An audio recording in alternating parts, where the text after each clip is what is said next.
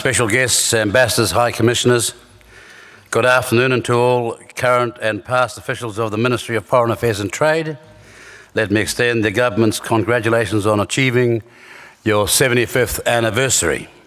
It would be remiss of me not to begin by acknowledging the presence of the Right Honourable Helen Clark, Sir Don McKinnon, who's decided today he'll do the jokes, not me, and the Honourable Russell Marshall, and I hope I haven't left out too many political colleagues, because you can leave out others, but something about politicians, they are so unforgiving. As you will have observed by the presence contretemps happening up the way this week. As an aside, all of us have seen some meltdowns, but this one takes the cake. And puts you in mind of WOM, destruction, or weapons of mutual destruction, happening in this environment. Look, as you examine the 75th year of Foreign Ministry service, you should do so with the eye on the future. There are lessons from the past which will give clues about future challenges that we will face, and also guide what diplomatic strategies we will need to adopt. There are those that believe that nothing's ever new, that experientialism is somebody adding to the knowledge of a prior thought and a prior idea, and I suppose foreign affairs is a classic example of that. This country's fundamental principles are clear to us all and universally accepted. We value and advocate an international rules-based order. We value the Western democratic model that our history has shaped, and we value the fundamentals of human rights and legal frameworks. And identifying this, as you know, is the easy bit. Harder is knowing how to successfully defend those principles when they come under real power pressure, regardless from whom. A Platinum Jubilee also involves a special quality, one worthy of celebration.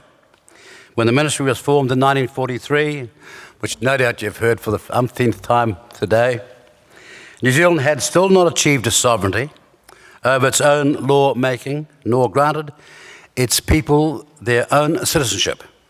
That's back in 1943. Those features of a self-confident, independent state would follow in 1947 and 1948, respectively, and the ministry's history, therefore, also traces and intersects at key points New Zealand's journey towards an independence that today we can proudly call the jewel in our foreign policy. Now, that great conservative Winston Churchill once said,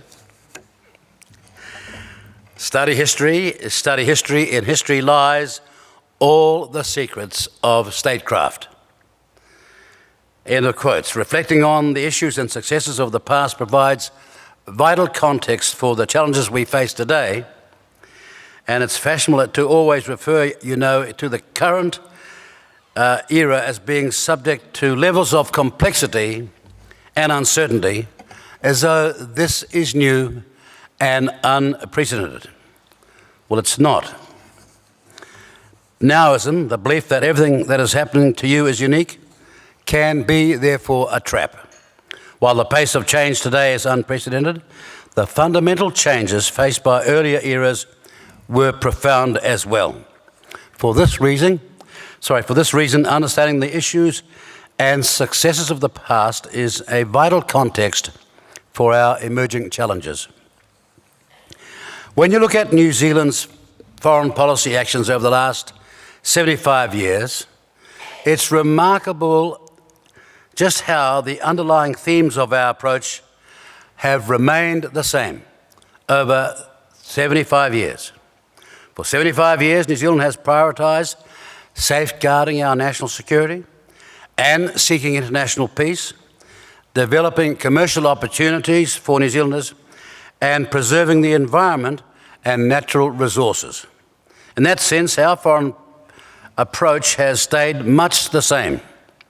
What is changing is the resurfacing of some past trends, but the shape and character of them we have seen before. Looking across the globe today, it's possible to identify trends along the fault lines of authoritarian behaviour, nationalism, and isolationism. Worryingly, all those trends have existed in the past, and we must give consideration to what such trends might mean for our trading interest, to our regional security, and for our voice's ability to generate meaningful change. Of course, also understanding exactly what is happening in the world as we speak,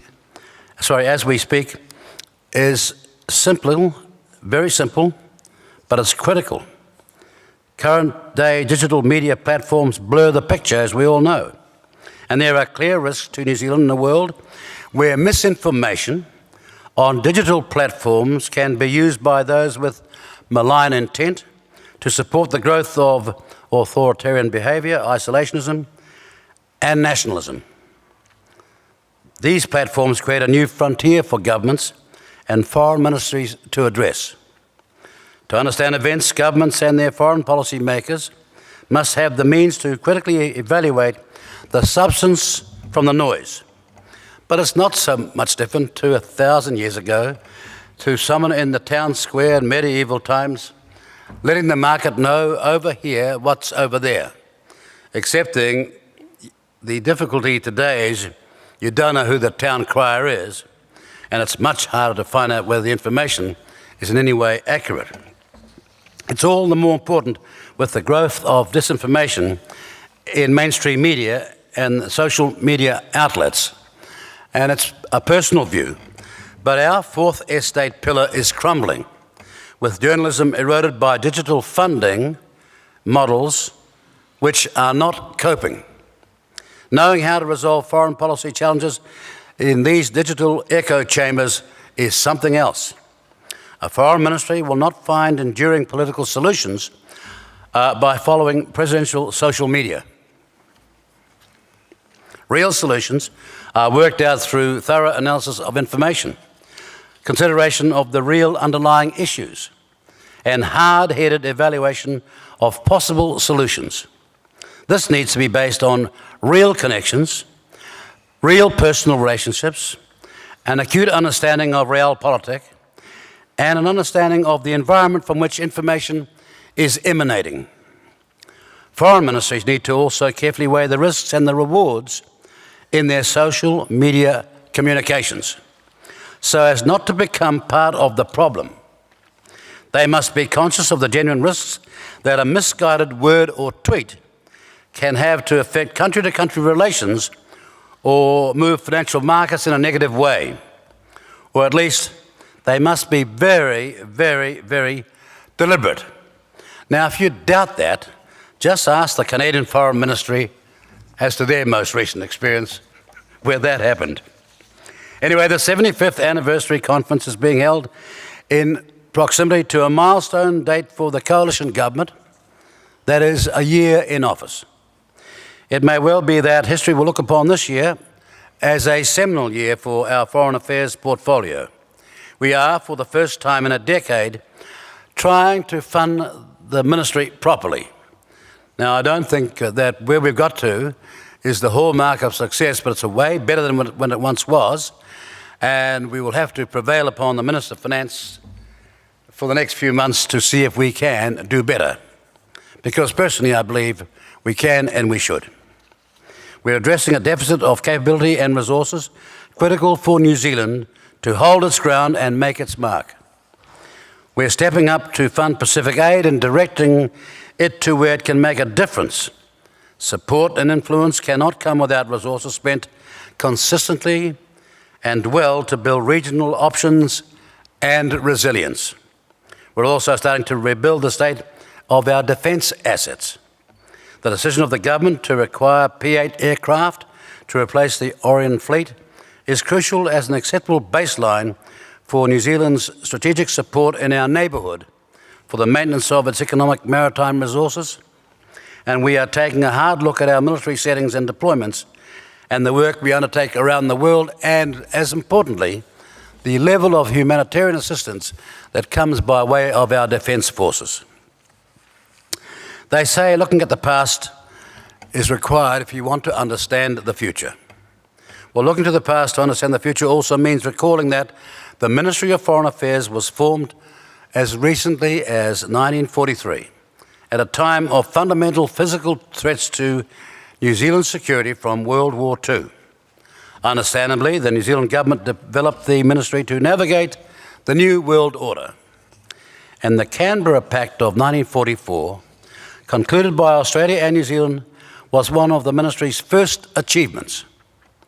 New Zealand and Australia determined that we needed to be key participants in the South Pacific, and that the region should not be forgotten within this changing world. The main objectives of the Canberra Pact still ring true today in October of 2018. New Zealand and Australia agreed to consult on matters of mutual interest, to oppose the placement of military installations in the region, to support the principle of trusteeship for the remaining Pacific Island countries, and thus pave the way for later decolonisation, and to set up a regional commission to advance the economic, social and political development of the region. Perhaps to quote Churchill again, "The longer you can look back, the further forward you can look." The questions faced about the future of the Pacific today are different in detail from those faced during the discussions way back then of the Canberra Pact. But it's not drawing too long a bow to see that there are some common underlying elements in the focus and response of New Zealand to a situation of international change. The Pacific region continues to be affected by the problems of the world, as well as those that are of domestic origin.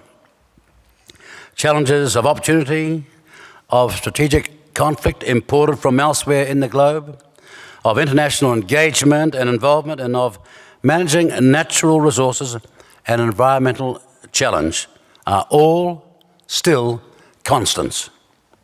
Strategic competition was very real in 1943. Managing the relationships between big powers remains a genuine factor in the Pacific region today. The importance of avoiding war and preserving peace as a regional priority are also underlined by learned experience.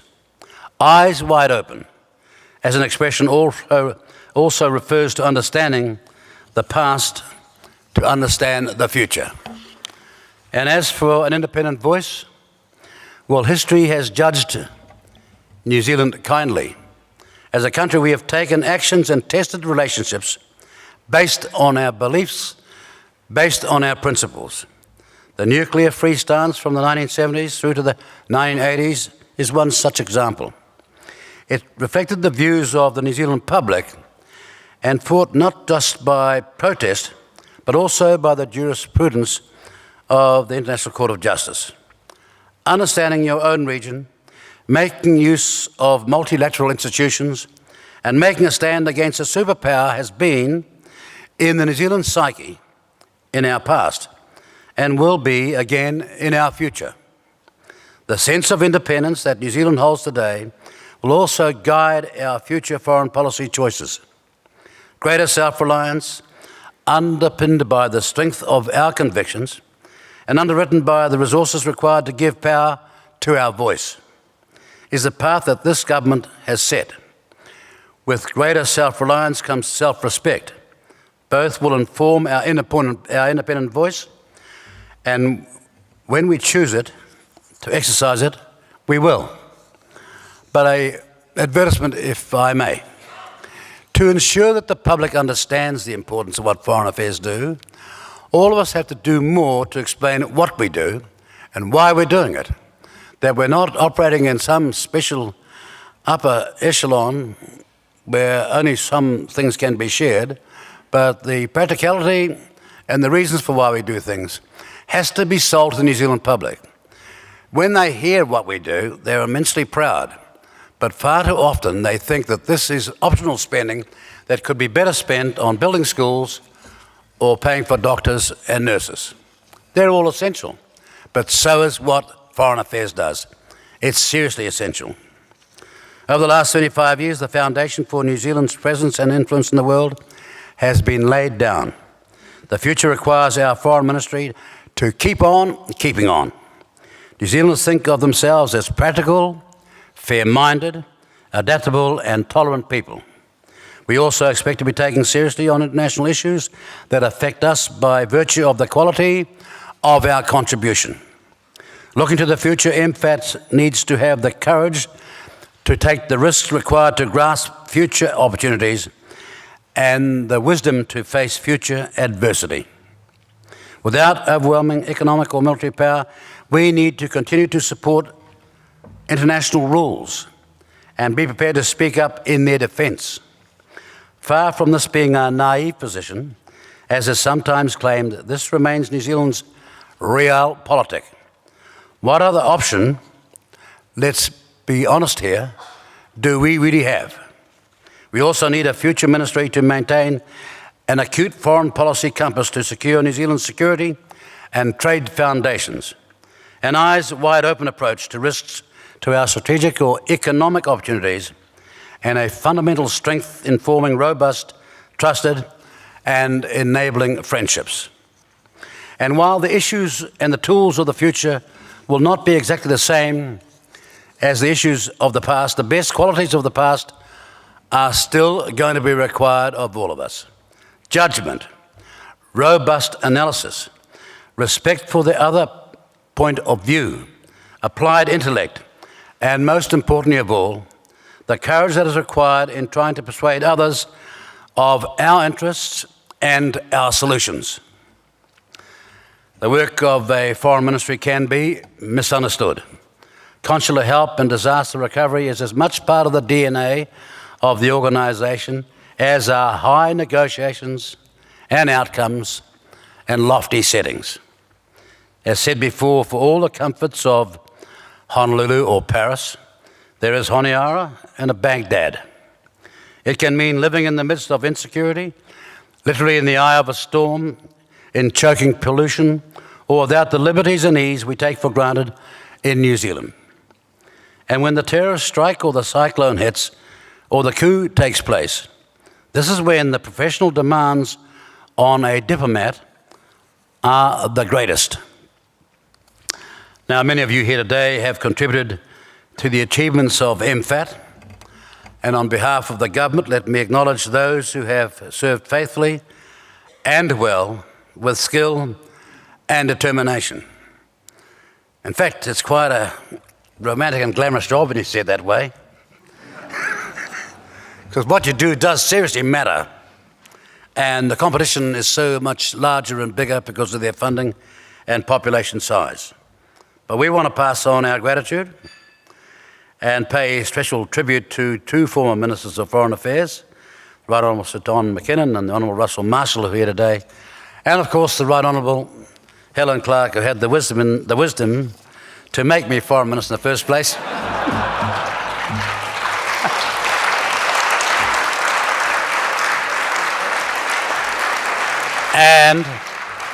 And that's not important.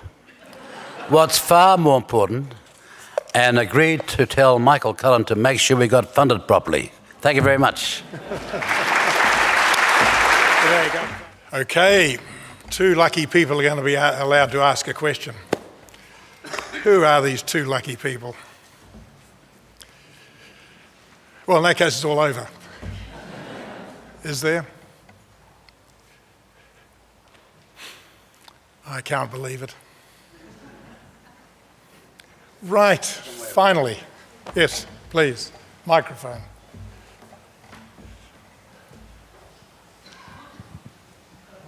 Thank you very much. I have a particular interest in New Zealand's place in Asia, and I'd be glad of any comment that you might care to make about how you see the region and where we fit in it.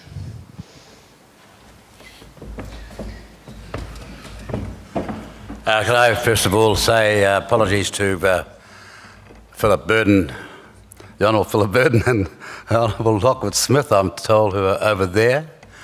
Foreign Affairs is an amazing department, you know, but when it comes to little niceties like that you see in the music industry where everybody's fully prepared, they can be somewhat remiss in not putting all the important people down. Jim Sutton. And Jim Sutton, yes. Hi, Jim. How are you? So, my apologies. What's the importance of Asia and ourselves in it? Well, it is axiomatic that it's of utterly critical importance, and our job is to be a reliable, trusted negotiating party as we possibly can. Bearing in mind that there are enormous tensions and strategic changes going on. But in respect to, for example, the Korean Peninsula, I suppose we have been at the forefront to try and get the removal of nuclear threats there, and we'll go on trying to do that. And if we are put to it, we'd have to dig deep, like many other countries, to ensure that a sound economic alternative is an attractive option for the North Korean governance to take. On the wider picture, you've got all sorts of tensions, and we have to be very, very careful how we go. But in the end, what will matter is not just the choices we make, but the trust we generate amongst nations that, even for the decisions we make, may disagree. But we should never compromise on the fact that we're a country that's only one of 9 these last 100 and so years since 1854, with an unbroken line of holding elections, no matter what. Only 9 in this world, and maybe our size is small, but we've got something to be proud of. And the other side of that coin is we're way out here in the South Pacific, but with a greater mix of Polynesian representation in a New Zealand setting, with a great deal of other ethnic groups as well, that is unparalleled anywhere in the world. In short, we understand the Pacific as good as anybody else. Thank you.